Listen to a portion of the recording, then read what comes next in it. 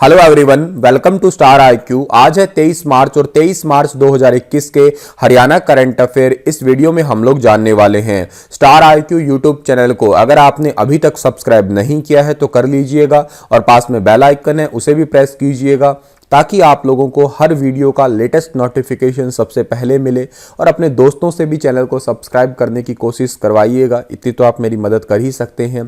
प्यारे बच्चों, अनअकैडमी पे मैं आपको हर रोज़ लाइव मिलता हूं और आज शाम को 4 बजे मैं लाइव हो रहा हूं। जिस क्लास का लिंक जो है मैंने आपको डिस्क्रिप्शन बॉक्स में दे दिया है। इस क्लास को ओपन करने के लिए आप मेरा कोड जरूर यूज कीजिएगा स्टार आईक्यू कोड यूज करने से आपको ये क्लास जो है वो ईजिली अवेलेबल हो जाएगी।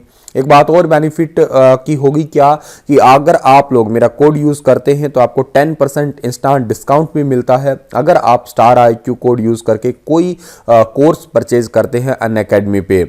यहाँ पे आप लोगों को डिफरेंट एसएससी, रेलवेज और डिफरेंट स्पेशल एग्जाम के प्रिपरेशन करने की मदद मिलेगी। तो जरूर अनअकैडमी के साथ में एग्जाम क्रैक कीजिएगा। कल आपसे सवाल पूछा था, उसका सही जवाब क्या होगा? 2019-20 की डायरेक्ट बेनिफिट ट्रांसफर रेटिंग में हरियाणा कौन से स्थान पे है? तो 2019-20 की डायरेक्ट बेनिफिट ट्रांसफर रेटिंग में हरियाणा प्यारे बच्चों पहले स्थान पे है। इस क्वेश्चन का सही आंसर ए ठीक रहेगा। आज का पहला क्वेश्चन क्या होगा? बहुत इंपॉर्टेंट क्वेश्चन है, डायरेक्ट क्वेश्चन है, सीधा ही आपको याद रखना है कि हाल ही में किसने महिला एवं बाल विकास विभाग के महानिदेशक का कार्यभार संभाला है?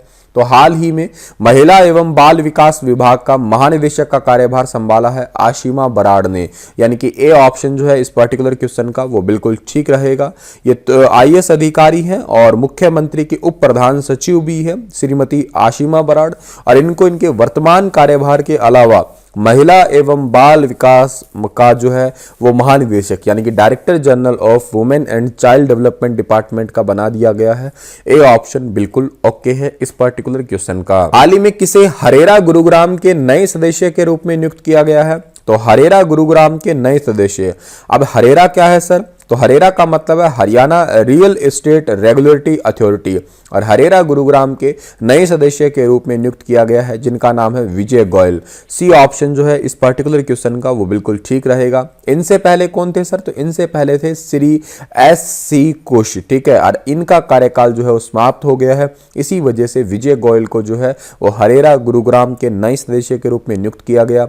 अभी विजय गोयल इससे पहले नगर एवं ग्राम आयोजना विभाग में चीफ टाउन प्लानर के रूप में काम कर चुके हैं हरियाणा में, और अभी इन्हें रिसेंटली जो है Haryana real estate regulatory authority Gurugram के नए सदस्य के रूप में नियुक्त कर दिया गया है। आगे बढ़ते हैं तो हरियाणा में स्नातकोत्तर कक्षाओं में कितने रुपए से कम वार्षिक आय वाले परिवार की छात्राओं से ट्यूशन फीस ना लेने का फैसला लिया गया है। देखिएगा क्या है कि आपको थोड़े दिन पहले मैंने बजट पढ़ाया था, अगर आपने उस क्लास को नहीं देखा है तो जरूर देखिएगा।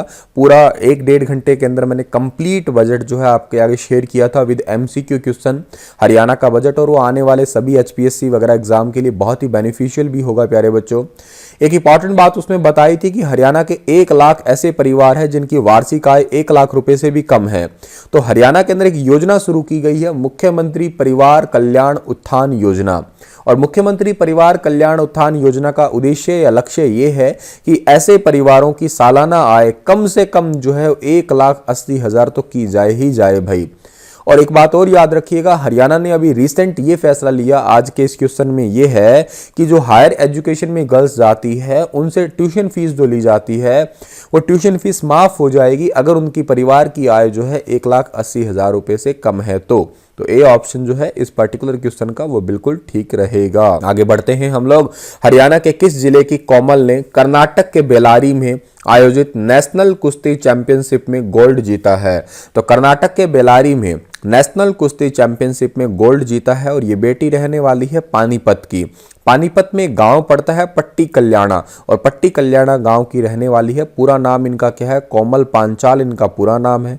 टाटा मोटर्स नेशनल सब जूनियर लड़कियों की कुश्ती चैंपियनशिप थी और 46 किलोग्राम भार वर्ग में इन्होंने जो है वो जीता है भाई गोल्ड, याद रखिएगा आप लोग। और ये प्रतियोगिता कर्नाटक के बेलारी में हुई थी, 19 से लेकर 21 मार्च तक हुई थी। 5 पहलवानों को हराया, और लास्ट में जो है एमपी की एक पहलवान थी जिसका नाम था माधुरी, ठीक है, माधुरी को हरा के इन्होंने जो है वो गोल्ड जीत लिया। जो आपको फोटो में दिखाई दे रही हैं यही हैं कोमल पांचाल, पट्टी कल्याणा गांव की रहने वाली अंतर्राष्ट्रीय पहलवान है ये। और ये पानीपत की रहने वाली है, तो पानीपत का भी जिक्र कर लेते हैं। मैप में पानीपत दिख रहा होगा। स्थापना 1 नवंबर 1989, क्षेत्रफल 1268 वर्ग किलोमीटर, विधानसभा क्षेत्रों में पानीपत शहरी, ग्रामीण, इशराना और समालखा का भी नाम आता है।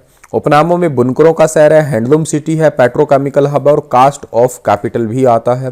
उद्योगों में हैंडलूम उद्योग है, पंचरंगा अचार उद्योग है, डिब्बाबंद सूखी सब्जी उद्योग और नेशनल फर्टिलाइजर लिमिटेड उद्योग भी फेमस उद्योग है यहाँ का। हाल ही में हरियाणा सरकार द्वारा एपीएमसी कमेटी में किसे नए सदस्य के रूप में नियुक्त किया गया है। एपीएमसी यानी कि एग्रीकल्चर प्रोड्यूस मार्केट कमेटी, और इसमें नए सदस्य के रूप में नियुक्त किया गया है। एक तो है जेपी दलाल, एक है घनश्याम दास अरोड़ा। जेपी दलाल तो आप जानते ही हैं, हरियाणा के कृषि मंत्री हैं ही, और के साथ में विधायक है घनश्याम दास अरोड़ा। इन दोनों को जो है एपीएमसी कमेटी के अंदर जो है अभी नए जो कानून आए हैं उसको संशोधन करने के लिए, या यूं कहिएगा उसमें संशोधन के सुझाव के लिए जो है अभी रिसेंटली नए सदस्य के रूप में नियुक्त कर दिया गया। अब आप कहेंगे सर ये एपीएमसी क्या है, तो बेसिकली ये एक राज्य सरकार द्वारा एक विपणन बोर्ड स्थापित किया गया है। अब ये क्या करता है, देखो किसानों में और जो बड़े बड़े इंडस्ट्रीज है या जो खरीदते हैं अन्न वगैरह, उन दोनों के बीच में बैलेंस बनाती है। ये भी कोशिश करती है कि जो बड़े बड़े जैसे खुदरा विक्रेता वगैरह होते हैं वो किसानों का शोषण ना कर दे। ये भी कोशिश करते हैं कि जो बेसिकली जो एमएसपी है या यूं कहिएगा खाने वाला अन्न वगैरह होता है उसका रेट इतना भी ज़्यादा ना बढ़ जाए कि आम आदमी के पास में गेहूं ही ना पहुंच पाए।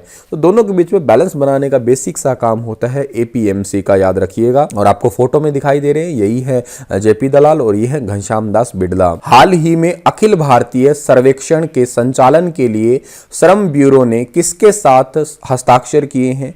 ऑल इंडिया सर्वे को कंडक्ट करने के लिए अभी रिसेंटली जो है वो श्रम ब्यूरो ने, लेबर ब्यूरो ने जो है वो हस्ताक्षर किए हैं बीईसीआईएल के साथ। बीईसीआईएल का मतलब है ब्रॉडकास्ट इंजीनियरिंग कंसल्टेंस इंडिया लिमिटेड।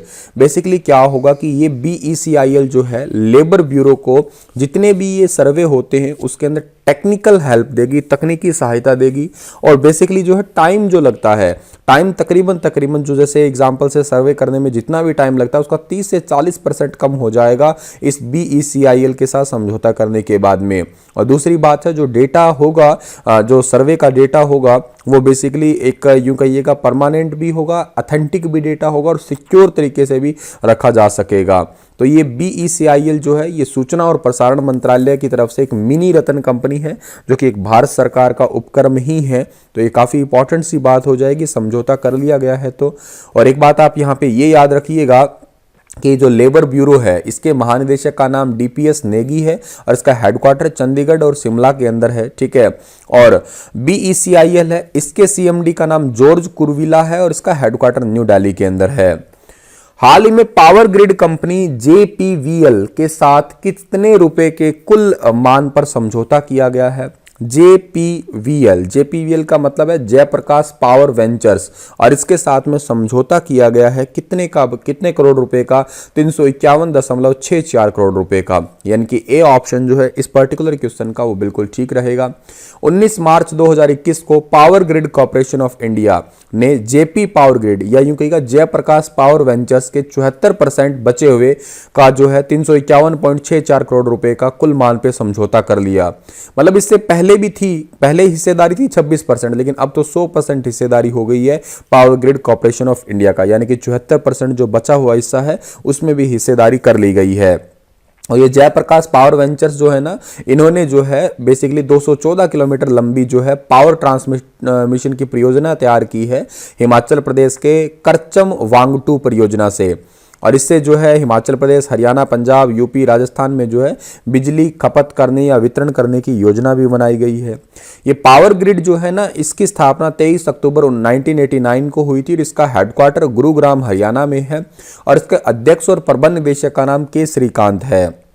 और जो जेपीएल जो है ना, ये बेसिकली क्या है, एक पावर ग्रिड कंपनी ही है। और यूं कहिएगा आप लोग कि power grid corporation of India limited के बीच के दोनों के बीच में एक छोटी सी दोनों को संयुक्त उद्यम कंपनी कह सकते हो आप। इसकी स्थापना 2012 में हुई थी न्यू दिल्ली में। इसका हेडक्वार्टर और इसके अध्यक्ष का नाम श्री IS झा है, लेकिन ये पूर्णकालीन नहीं है, अंशकालीन है, पार्शियली है यूं कहिएगा आप लोग। ये समझौता हुआ था इन दोनों कंपनियों के बीच में। हाल ही में किस राज्य की विधानसभा ने लोक व्यवस्था में विघ्न के दौरान सती वसूली 2021 विधेयक पारित किया है? अभी आपको मैंने थोड़े दिन पहले ही पढ़ाया था क्या कि एग्जाम्पल से ये अपने हरियाणा राज्य ने ही किया है कि कोई भी मान लेते हैं आरक्षण होता है तो उस आरक्षण के दौरान क्या होता है कि बहुत सारा नुकसान हो जाता है। थोड़ा टाइम पहले जाट आरक्षण हुआ था तो जाट आरक्षण में भी आपने देखा होगा बहुत भारी नुकसान हुआ था। तो इसी वजह से ही जो है Haryana recovery of damages to property during disturbance to public order bill 2021 ये पारित कर दिया गया, ताकि क्या है कि कोई भी नुकसान होता है तो जिस भी उपद्रवी ने नुकसान किया है उसी से ही जो है ये आपूर्ति करवाई जाए। इससे पहले ये यूपी के द्वारा भी किया गया है, उत्तर प्रदेश लोक तथा निजी संपत्ति सती वसूली अधिनियम 2020। तो ये यूपी ने 2020 पारित किया था, लेकिन हरियाणा ने इसे 2021 पारित किया है, याद रखना। इस विधेयक में बस ऐसा ही है कि किसी जन समूह, चाहे वह कानूनी हो अथवा गैर कानूनी हो, इनमें लोक व्यवस्था में जो भी विघ्न उत्पन्न हुआ है, विशेष तौर पे संपत्ति का नुकसान हुआ है, तो दंगे वगैरह है या कोई भी हिंसक गतिविधि है, तो पीड़ितों के लिए मुआवजा जो है ये सुनिश्चित किया जाएगा। और उन्हीं जिस भी व्यक्ति ने इसमें इन्वॉल्व हुआ था उसी से जो है ये बेसिकली जो है मुआवजा या क्षतिपूर्ति का पैसा लिया जाएगा। आगे बढ़ते हैं तो हाल ही में हरियाणा के कितने जिलों में 100% ग्रामीण घरों में नल से जल पहुंचाया गया है? तो अभी तक हरियाणा के 5 जिलों में नल से जल पहुंचाया गया है। सी ऑप्शन सही है। ये 5 जिले कौन से हैं सर? अंबाला, कुरुक्षेत्र, पंचकुला, रोहतक और करनाल। यहाँ पे 100% जो है नल द्वारा जल पहुंच गया। और 100% हरियाणा के 4223 गाँव में जो है नल द्वारा जल पहुंचा। और 100% 2020-21 में 7 लाख लक्ष्य के आधार लिया था, लेकिन 7.71 लाख ग्रामीण घरों तक नल से जल पहुंच गया। और 2020-21 में 1.29 लाख लक्ष्य के साथ में जो है लक्ष्य लिया था कि लैब लगाई जाएगी बेसिकली एसटीपी वगैरह या जांच करने के लिए, लेकिन ये 1.32 लाख के आर पार पहुंच गए हम लोग, ठीक है। और हरियाणा के 86% यानी कि 31.03 लाख घरों में 26.88 लाख घरों में पहुंचाया नल द्वारा पानी, ठीक है। इतने घरों में से इतनों में पहुंचा दिया जा चुका है हरियाणा के अंदर। और लीकेज का कार्यक्रम भी ऑलमोस्ट जो है वो खत्म कर दिया गया, जैसे कि कुरुक्षेत्र, कैथल, अंबाला, करनाल जो है ये लीकेज फ्री हो गए हैं हरियाणा के जिले। आगे बढ़ते हैं तो हरियाणा में किस जिले में ART सेंटर की शुरुआत की गई है? ART मतलब होता है एंटी रेट्रोवायरल थेरेपी सेंटर, इसकी शुरुआत की गई है पानीपत के अंदर। बेसिकली क्या होता है, ये दवाई होती है एड्स मरीजों को दी जाती है, जिनको एड्स डिटेक्ट हो जाती है। तो इस दवाई से सर ठीक हो जाता है? नहीं, ART से मरीज जो है वो ठीक तो नहीं होते हैं, लेकिन ये बीमारी आगे भी नहीं बढ़ती है, तो इनको जीवन भर इस दवाई को लेना पड़ता है, ठीक है। अब क्या होता है कि जीवन भर लेना पड़ता है तो उन्हें ART सेंटर भी जाना पड़ता है। ART सेंटर जाएंगे तो बस ट्रेन जो है इसके किराए में भी छूट दी जाती है, लेकिन शारीरिक कमजोरी इतनी हो जाती है कि बस ट्रेन का सफर नहीं कर पाते। तो इस करके अब हरियाणा सरकार की स्वास्थ्य टीम जो है उन्हें घर से लेके आएगी और लेके जाएगी। और हरियाणा एड्स कंट्रोल सोसाइटी की प्रोजेक्ट डायरेक्टर का नाम है डॉक्टर वीणा सिंह। इन्होंने जो है इस ART सेंटर का उद्घाटन किया है अभी रिसेंटली। चलिए, इसी के साथ ये लेक्चर तो समाप्त होता है और आप लोगों के लिए क्वेश्चन है कि हरियाणा की किस यूनिवर्सिटी के डॉक्टर गौरव कुमार को यंग साइंटिस्ट अवार्ड से सम्मानित किया गया? HAU, MDU, KU के लुआस। बताइए इस यूनिवर्सिटी के बारे में भी, बताइए इस अवार्ड के बारे में भी। कल फिर हाजिर होऊंगा लेटेस्ट अपडेट के साथ, तब तक stay happy, stay healthy. Thank you so